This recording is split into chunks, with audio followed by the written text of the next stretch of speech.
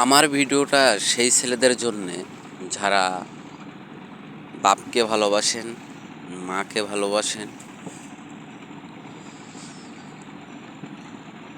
খুব সকালে ওঠে যে নিজেকে না ভেবে তার ফ্যামিলি নিয়ে ভাবে, সেই ফ্যামিলির একটা আদর্শবান ছেলে। সারাদিন রোদে কাজ করে কষ্ট করে যে বাপ মার কথা মনে রাখে, আমি তো মনে করি সে একটা আদর্শ ছেলে। যে বাপ মায় এত কষ্ট করে আমাদের মানুষ করছে, সেই বাপ মাদের যদি ভুলে যায়, এর মতন আর মনে হয় কোনো নিষ্ঠুর কাজ পৃথিবীতে নাই। কথাটা এই জন্যে বলছি, আমি যখন দেশ থেকে ঢাকায় আসি, কত হাজার হাজার মানুষ আছে, তাদের ছেলে থাকতেও তাদেরকে কাজ করতে হয় এখনও বৃদ্ধ বয়সে। এখনও কিছু কিছু বাবারা আছে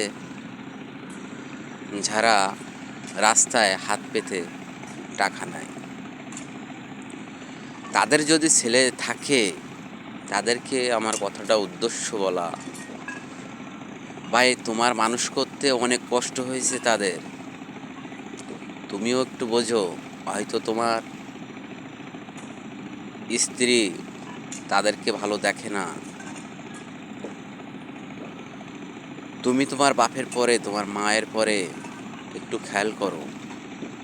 অবশ্যই তোমার জীবনেও তোমার বাপ মার মতন হবে না, এটা তুমি ভেবো না। তোমার জীবনটাও যেন এরকম না হয়, তোমার বাপ মার দেখে তুমি খেয়াল করো। যাদের ছেলে আছে তারা সাত করে বৃদ্ধ বয়সে কেউ কারোর কাছে হাত পাততে চায় না, কেউ ভিক্ষেও দিতে চায় না, কেউ সাহায্যও জানায় না যে তোমারও তো ছেলে আছে, তুমি কেন সাহায্য চাও। তো তুমি যদি, তারা যদি ছেলে না হয়ে যদি একটা মেয়ে সন্তান হতে, তাও লোক যদি হাত পাততে, বাইরে হাত পাততো তোমার বাবা, তাও কিছু সাহায্য পেত। তোমাকে এইটা বোঝা উচিত, তুমি ছেলে হয়েছো, তোমার বাপও কারণ মায়ের সন্তান, সেটাও তোমাকে ভাবতে হবে। তোমার ছোটবেলা থেকে মানুষ করে আজকে মানুষের মতন করে দিয়েছে বলে তুমি আজকে ছেড়ে দিলে।